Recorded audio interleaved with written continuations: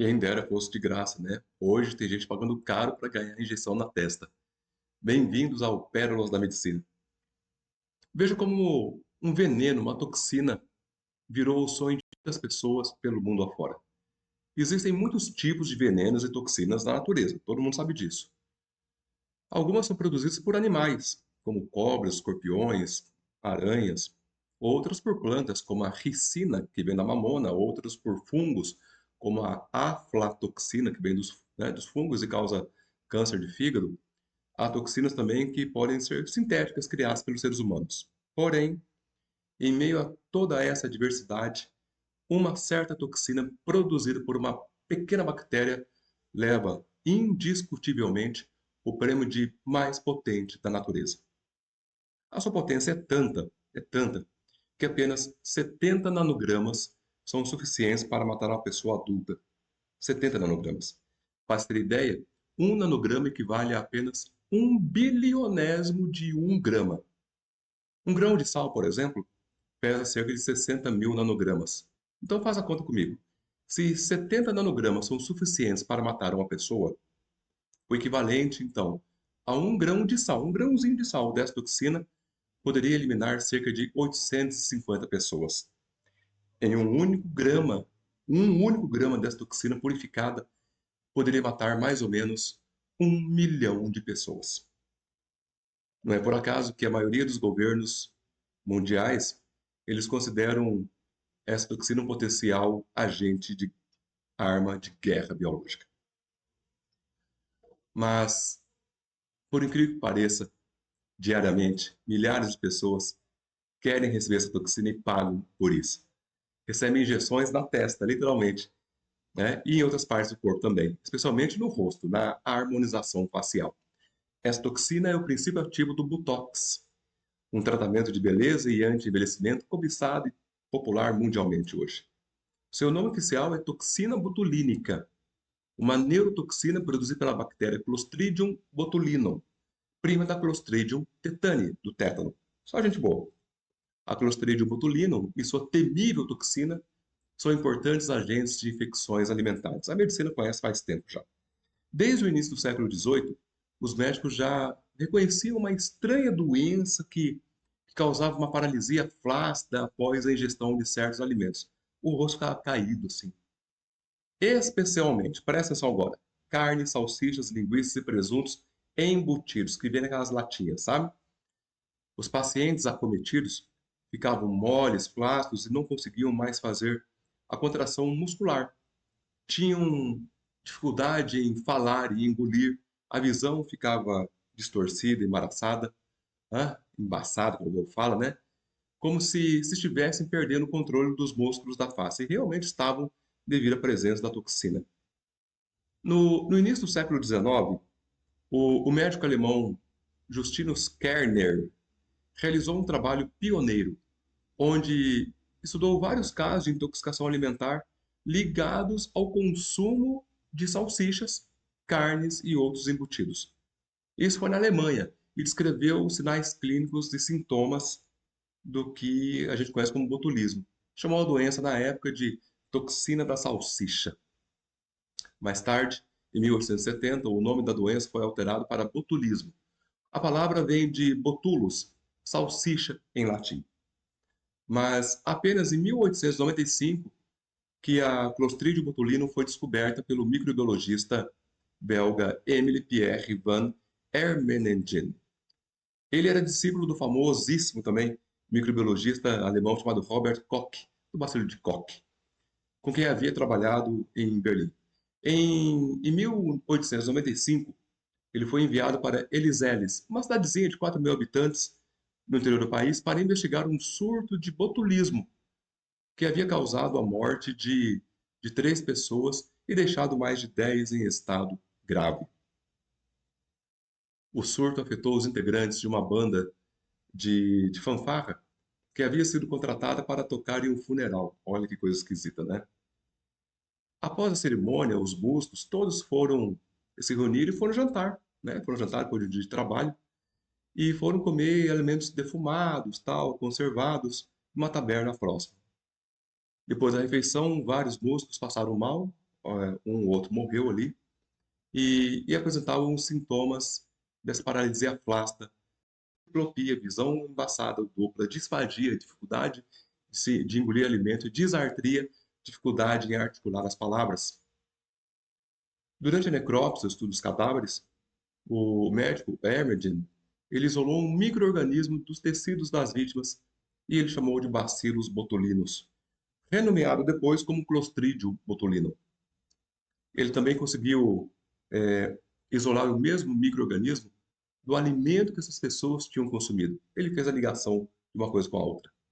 Mas a toxina mesmo, a toxina botulínica, responsável pelos sintomas da doença, só foi purificada muitos anos depois, muitos anos mais tarde, por um cientista dos Estados Unidos, que trabalhava na Universidade da Califórnia, em São Francisco. O nome dele era Hermann Sommer. Todo esse relato histórico, no entanto, não responde a duas questões básicas dessa nossa conversa. Primeiro, por que a toxina botulínica é tão potente? E segundo, por que, como uma toxina tão perigosa, tão letal, tão mortal, se tornou um tratamento de beleza usado na estética mundial? A toxina botulínica é produzida quando esporos da Clostridium botulinum, da bactéria, germinam em algum alimento. E a bactéria se multiplica ali intensamente, produzindo toxina, não é verdade? E as pessoas comem isso depois. Os esporos, pessoal, são formas dormentes da bactéria, muito resistentes a tratamentos químicos, físicos, e só morrem na esterilização. Então, ferver a água, por exemplo, não mata a bactéria. Né? A toxina botulínica, ela é uma neurotoxina, ataca o sistema nervoso. Seu alvo de ação fica localizado, na verdade, na interface entre o sistema nervoso humano e o tecido nervoso. Desculpa, o tecido muscular. Mais precisamente entre os neurônios motores e as fibras musculares nas sinapses neuromusculares. O nosso cérebro, quando envia informações para o músculo, o neurônio libera uma substância chamada acetilcolina, que é um neurotransmissor. Então, do neurônio motor sai a acetilcolina, que interage com a célula muscular, mandando então a célula muscular se contrair. O que a toxina faz? Ela se liga ao neurônio motor e é internalizada, vai para dentro do neurônio motor, e lá dentro ela impede a liberação da acetilcolina. Então o neurônio não consegue se comunicar com o músculo, percebe ou não? O músculo não contrai porque não recebe a informação e ele fica relaxado o tempo todo. E aí vem a paralisia flácida. Tá? Antes de se popularizar na estética, a toxina botulínica foi alvo de pesquisas por um motivo nada nobre, nada legal, bem sombrio até. Durante a Segunda Guerra Mundial, governos dos dois lados do conflito criaram programas de armas biológicas e pagaram cientistas para que trabalhassem na descoberta de toxinas, dentre elas a toxina botulínica. E ela foi estudada, foi purificada e foi reproduzida em laboratório, e isso teria fins bélicos. Felizmente, esses estudos foram feitos, mas ela nunca chegou a ser usada para esse fim, para a guerra. Ainda bem, né? Mas a ciência evoluiu muito nesse período. Evoluiu muito devido às pesquisas que foram feitas na época de guerra. Né? Dessa forma, o mecanismo da ação da toxina botulínica foi desvendado, foi elucidado. Mas a sua história como um tipo de terapia médica e tratamento estético, né, como a gente conhece hoje, começa somente na década de 70, com um médico oftalmologista que procurava um tratamento eficaz para o estrabismo, as pessoas que são, entre aspas, vesgas. Né? O estrabismo ele é provocado por um desequilíbrio dos músculos oculares do globo ocular, né? E causa um desalinhamento dos olhos, uma perda de paralelismo. O tratamento era cirúrgico, com raspagem dos músculos, e os pacientes não queriam porque o sucesso era baixo e era uma cirurgia. Mexer no olho, ninguém gosta de mexer no olho, não é verdade?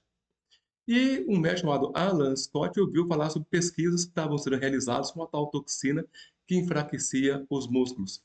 E era o que ele queria uma toxina que enfraquecesse os músculos do globo ocular, aqueles que estavam fortes, mais puxando o globo ocular para uma posição errada. E ele então foi pesquisar isso, ele teve uma epifania, ele enlouqueceu, ele foi atrás disso.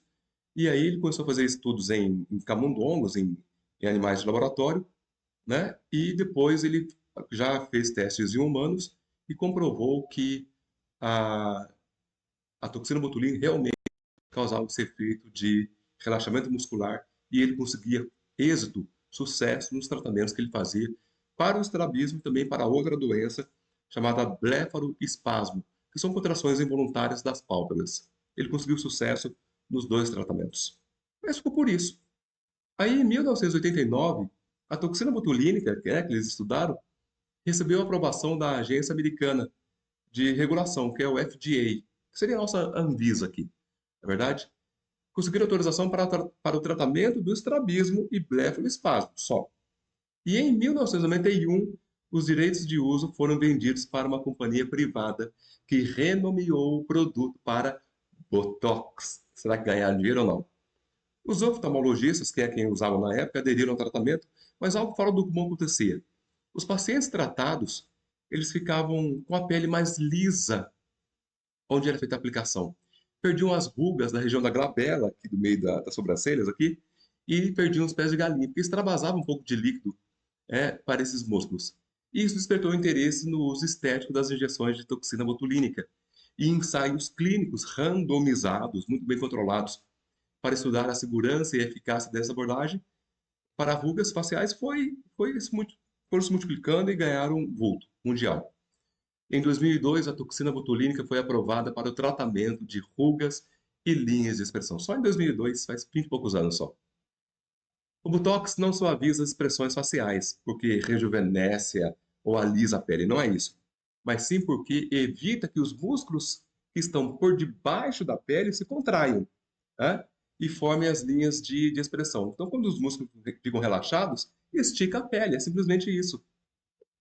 Apesar do Botox e produtos equivalentes terem se tornado um sucesso na estética mundial, a atividade da neurotoxina botulínica também pode ser usada para o tratamento de doenças como distonia cervical, que são contrações involuntárias e dolorosas na região do pescoço, da musculatura do pescoço. Hiperidrose axilar, que é quem transpira demais nas axilas, o suor excessivo. Enxaqueca crônica, eu mesmo já tratei vários pacientes com enxaqueca crônica com a toxina botulínica. Bruxismo, apertamento dentário e infecções urinárias. Como dizia o famoso médico suíço Paracelso, dose sola facit veneno. Só a dose faz o veneno. Ou seja, a diferença entre o veneno e o remédio simplesmente é a dosagem.